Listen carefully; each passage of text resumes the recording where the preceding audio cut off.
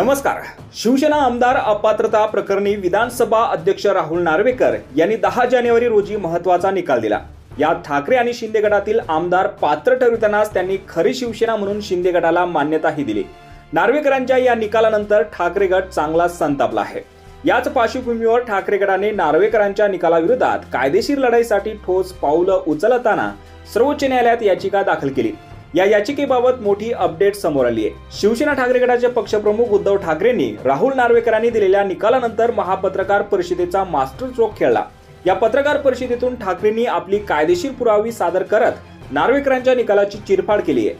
पण विधानसभा अध्यक्षांच्या निकालानंतर काहीसा अपसेट झालेल्या शिवसैनिकांमध्ये या महापत्रकार परिषदेनंतर पुन्हा एकदा जोश संचारला आहे. याचवेळी आता ठाकरेंसाठी आणखी एक आशेचा किरण मिळाला आहे.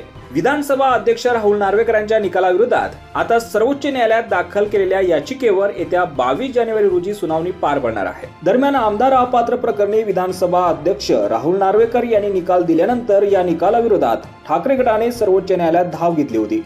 सोमवारी विधानसभा अध्यक्षांच्या विरोधात सर्वोच्च न्यायालयात याचिका दाखल करण्यात आली होती.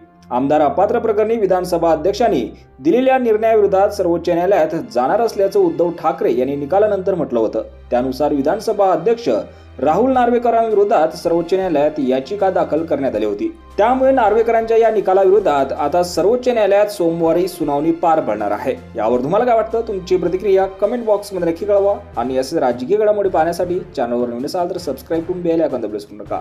धन्यवाद.